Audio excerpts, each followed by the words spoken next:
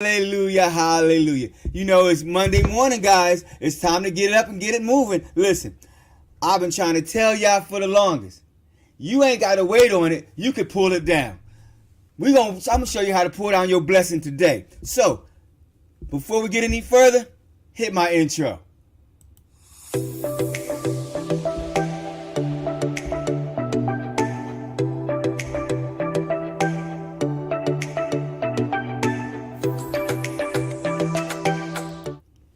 Yes, it's morning, it is morning again right here. And I'm AJC, your common sense Christian, and I'm here to give you another healthy helping of Christ. So listen, this is what we're doing. We're about to make this thing work for us. Before we get started, I want to say to everybody that comes by, that came by to visit, I hope you had a great weekend. I hope everything went wonderful for you. I hope the blessing from heaven just poured down all over your house. And it's time to get to work today. It's time for us to get to work today. So look, you see the topic, it says pull down your blessings. But before we get to that topic, before we get started doing that, I want you to understand one thing. That all that other junk that people be talking about is kind of crazy to me. It's crazy to me because of the simple fact that we are here together. We are here. Now, I want to just touch on one simple thing first, because people be saying stuff that I be like, what in the world is he talking about? Like they be saying stuff that make me feel like you're not really living in the same place. You're not really on the same earth. So, especially right now, this COVID thing. So, let me help you guys with something real quick. The COVID vaccine is made to help the person that takes that vaccine, that if they do catch the COVID germ, that they don't get as sick, or that they may not die. Now, that does not mean that the COVID vaccine stops COVID.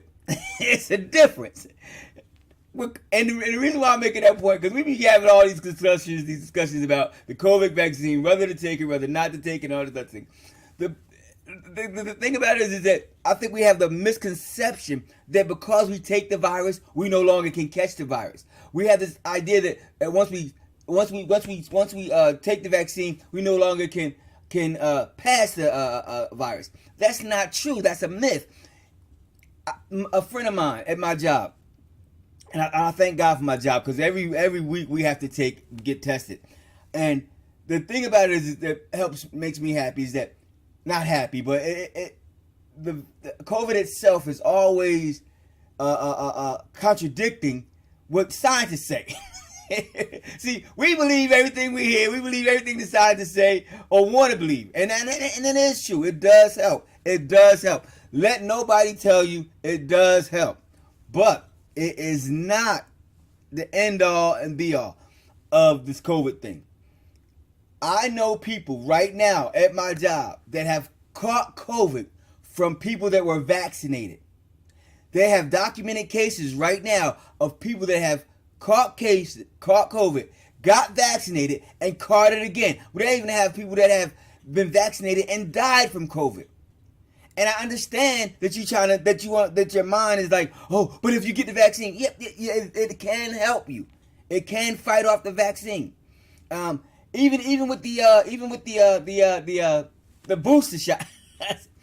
But people don't understand something. If you catch COVID and you've already had the shot, and then you pass it, you can pass a stronger a strain of the COVID virus to somebody else, because it done went through your system and it lived. Listen, I know a lot of people think I'm crazy sometimes, but I just keep having these conversations over and over. We have two things I think is the best deterrent for COVID right now. One, the mask. Wearing your mask all the time, especially in crowded areas, trying to keep a smart distance from someone. It ain't got to be 6 feet, but at least keep some distance between you and that other person, especially if they're showing any kind of symptoms of the COVID vaccine. And two, you got to pull down your blessing. God is the only thing that can keep it away from me. Listen. Anyway, let me get into this. Let me get into this today. All you guys, I want to also say thank you so much. That for the people that be watching and be sharing my content, because you know what, I have people like walking up on me now that have seen the content and we have discussions. And listen, let me tell you something. Don't be afraid to talk to the brother. I am accessible. Listen, if you look below, you'll see my email address coming through here, a phone call you can reach, a phone number you can reach us on. Listen, you want prayer or whatever like that, you just need somebody to talk to or that can help you through a situation. If we can help, believe me, that's our job. We're not just on here. I'm not on here running off at the mouth. I want to help somebody. And if I can help you, please don't hesitate. And if you see me in the streets, holler at your boy. Let me know that, man, you messed up yesterday. I'm human. I might mess up tomorrow too. But I'm still walking in his favor, right? So today's conversation is going to be about pulling down your blessing. And yes, I have notes. Now, whether God keeps us to them notes or not, that's another thing. But I do have notes. I wanted to talk about the fact that this weekend was beautiful. I know you live in Florida and some of those hot places that's constantly warm all the time. This weekend was just another weekend. But man, this weekend was nice. I mean, I was happy. I was like, man, finally to see some warmth coming in, right? And then I got up this morning and saw the news, and that lady, the newscaster, she was talking about by 2 o'clock we might be having increment weather storms and hard rains and chance of tornadoes. I'm like, oh my God. One weekend good, and then we go back to the craziness.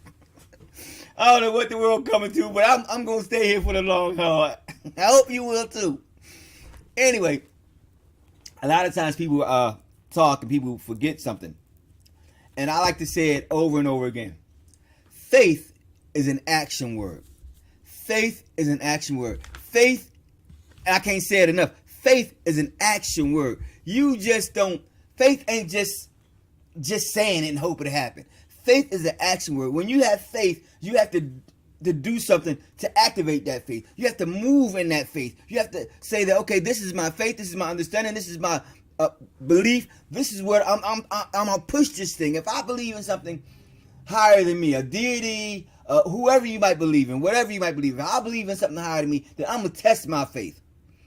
And I'm telling you today, the only way you're gonna move in the place that you want to move into is by testing your faith. So, okay, let me break it down for you. So, the quote of the day came from somebody who I never thought would have a quote like this. I would ever be saying this person's name. But hey, everybody has some good thoughts at times. And Beyonce, you know Beyonce, Jay-Z's wife, or is Jay-Z Beyonce's husband? See, when you get that much money, it's hard to tell who's the boss. But anyway. Like in my house, we know who wear the pants in my house. This woman right here, she wear the pants in my family. So that ain't even no question. My wife wear the pants in my family. So you can call me whipped or whatever you want to call me, but hey, we know what's going on. Anyway, the quote of the day from Beyonce was, "Don't try to lessen yourself for the world. Let the world catch up to you."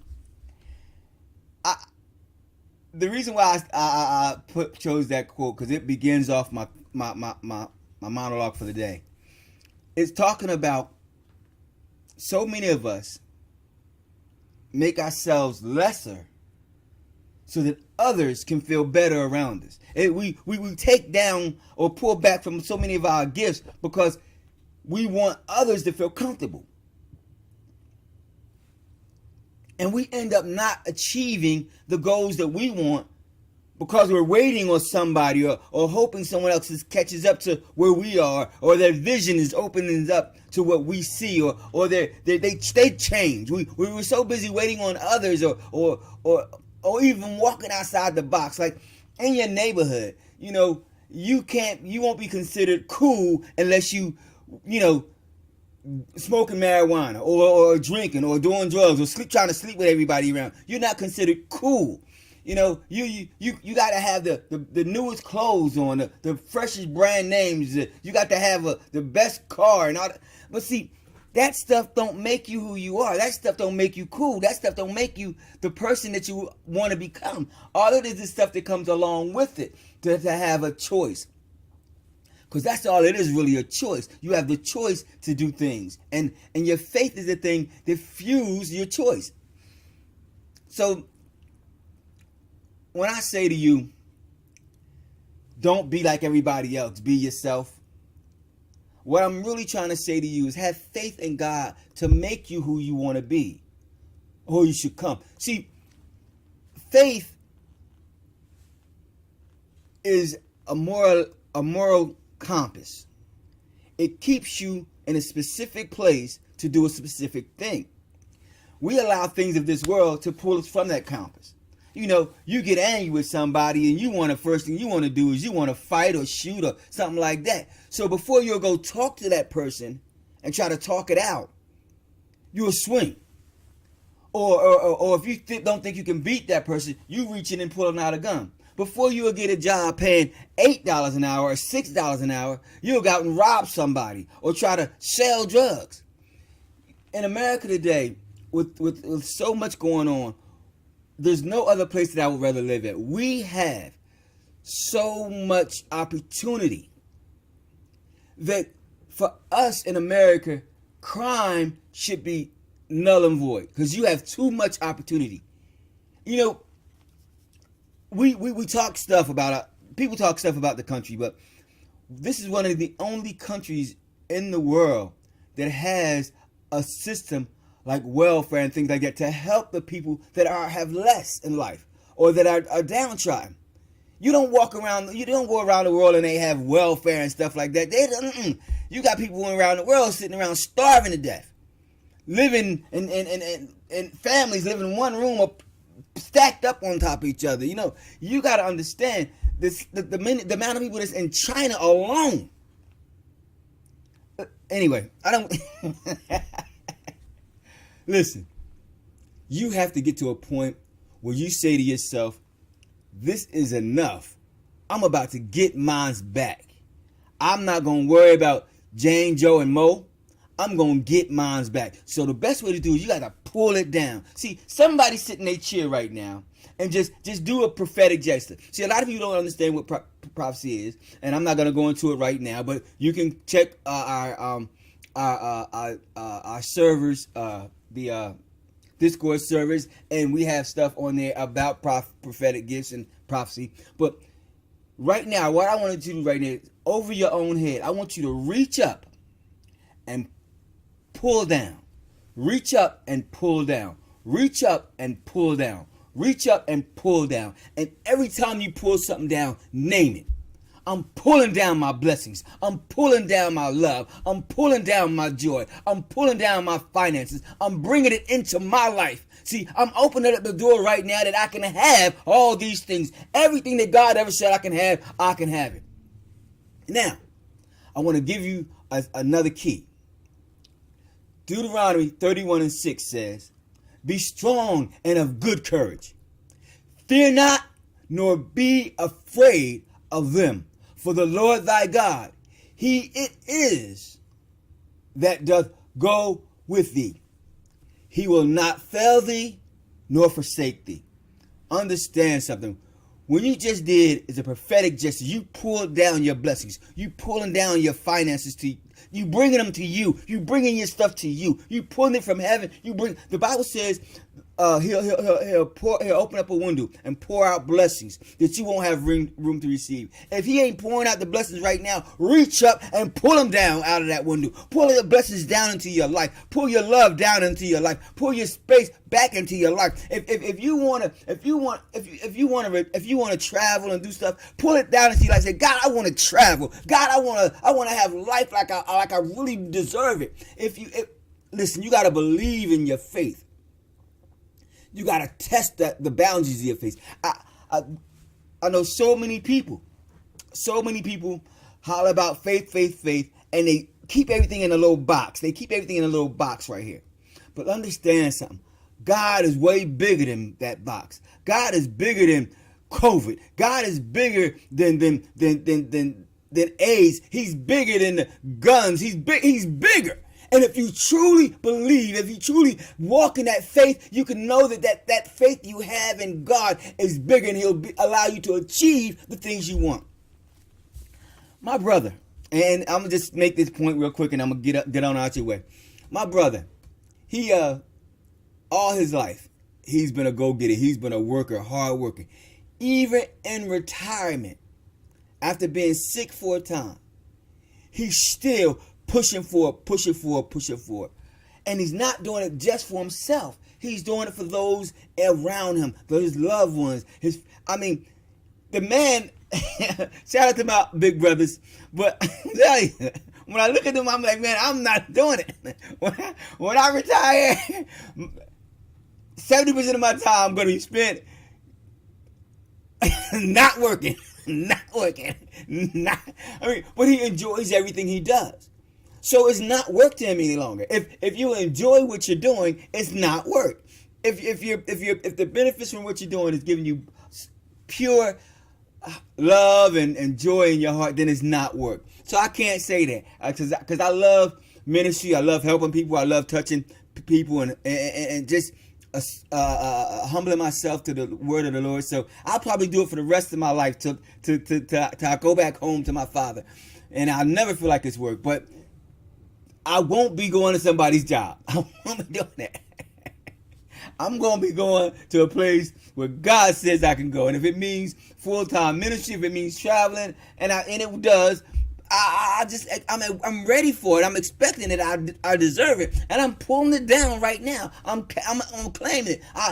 When I retire from this job, I won't have to have another job. I won't have to get on some assistance to keep me going. I won't have to worry about being sick and hurt or not, because God is going to watch over me. He's going to keep me healthy. He's going to keep me strong, and I'm going to keep moving forward in Him. I know I sound crazy at times, but that's that kind of faith you got to have. You got to have that crazy faith. You got to have that kind of faith to say, ain't nothing around me going to stop me from achieving my goals. Ain't nothing around me going to stop me from loving my God. Ain't nothing around me going to stop me from enjoying life on earth. See, God has a heaven for me. It's a place up there when they talk about it in the Bible, streets paved with gold. I got a mansion up there already waiting on me. See, but I want to enjoy my flowers while I'm here. So while I'm here, I'm not going to live low so I can go up there to live high. No, I'm going to live high here and then live higher when I get up there. I'm sorry, so that I can make my own self happy. You got to pat your own self on the back. You doing a good job, and I thank God that you doing it, because I'm trying to do my best job also. Anyway, I say that to say this. Faith is an action word. And until you speak good things over your life, until you speak good things over your children, until you speak good things into situations, it's always going to have error for negativity. My children, whenever I speak to them, I tell them, I'm proud of you. I love you. I'm praying for you. Every time I speak to my children, if I just text them or send them an email, I love you. I was thinking about you. I'm praying for you. I'm proud of you. I tell them all the time because I don't see them a lot and we don't talk a lot because I know they have lives and I have a life. But I tell them whenever I reach out to them, whenever I talk to them, I'm thinking about you, I'm praying for you, I love you, and I'm proud of you. You know why? Because right now my children are out there living a life. They not out there shooting up and all this other stuff. They out there taking care of their family. They out there doing what they got to do to survive. They being the best people that they can be. And I'm always encouraging them to take God with them wherever they go. Because that's the only thing that brought me around. So I'm going to try to give you the key. Is just take God wherever you go. If He wasn't with me, man, I'd probably be in jail or dead. And it's just the truth. It's just the truth. What you see now is not what I used to be. What you see now is not what I used to be. And I thank God, because what you see now is not what I used to be. I laugh about it because when I think about it, I think about the joy. I think about the joy that he gave me. You know what I mean? How he's changed me, how he moved my life. And he can do the same for you. I want him to do the same for you. But you got to walk in the faith that you believe. Listen, and I talk about my wife a lot because me and my wife has been on this journey together. And a lot of people can't say that. Me and my wife got on this journey together. Every move we made in this journey was God spoken to me or her, and we came together in agreement to do it. No questions asked. Listen, we used to go to church. One of my first churches, the second churches, I forget which one it was. We went to church, and we would go to church, and people would look at us and be like, man, you guys really love each other. Before we got saved and started going to church consistently, I told my wife one day, I said, babe, I'm only going to do this thing one time. And I didn't find out till years later that she said the same thing.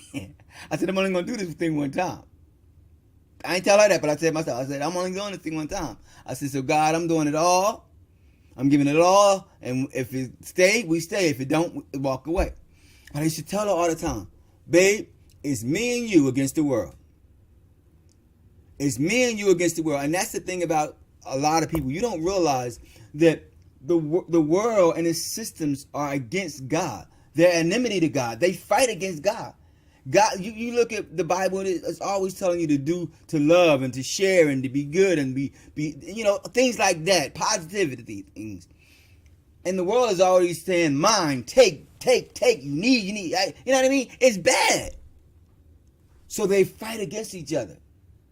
And so years ago, I told my wife, I said, baby, it's going to be me and you against the world. I don't care what's going on. It's me and you against the world.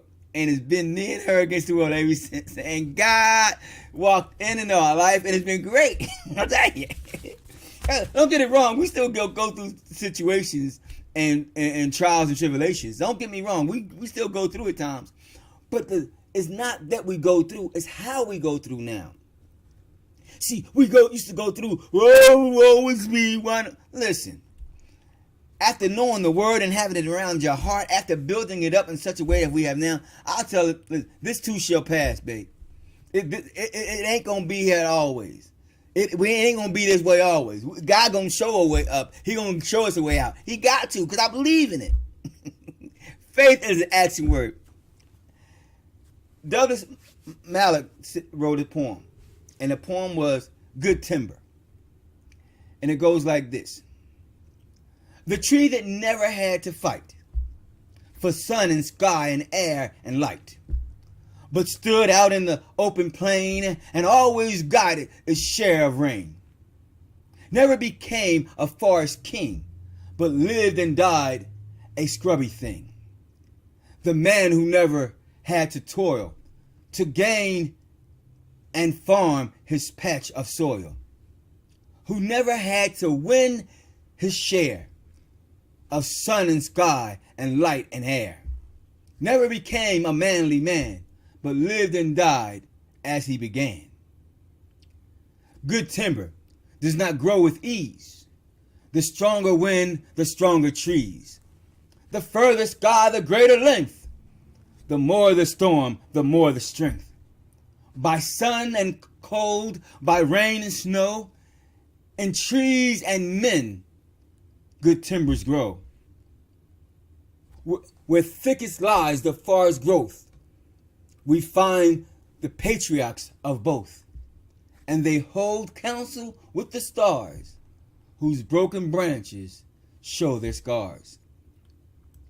You know, when I read that poem, I said, man, it just shows that sometimes you got to go through the battle to gain strength. You got to go through the trials and tribulations to grow. You got to go. See, we all as adults, we want to make it easier for our kids.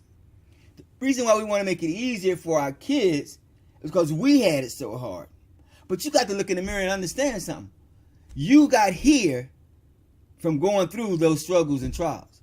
You got here from having to get up morning after morning and go to a job that wouldn't give, that you didn't think was paying you the money you deserve. You had to get up and you had to change the baby at night. You had to get over that kitchen table and wash dishes. You had to take the money you had and decide how you going to spend it, what bills was going to get paid, what bills wasn't going to get paid, how they was going to get paid. You had to take that same money and go food shopping with it. You had to do everything you had to do just to make it where you are. And unless you was born with a silver spoon in your mouth, you had to struggle sometimes. But the struggle made you stronger. The struggle made you great. The struggle gave you the intestinal fortitude to go forth in life. And you got to know that power that you gain, that strength that you gain, that wisdom that you gain by making mistakes, by going out there and have to fight, by going out there and have to struggle. Those are the things that made you worthy to be who you are today. You are not a mistake. You are blessed. So today, as you go forth into this world of uncertainty, as you go forth to this world of craziness, as you go forth out here to make your mark on America, whatever you might be doing, whatever you might be at, whatever you might be thinking, take God with you wherever you go. I'm your host, AJC, and I'll see you next time. Be blessed.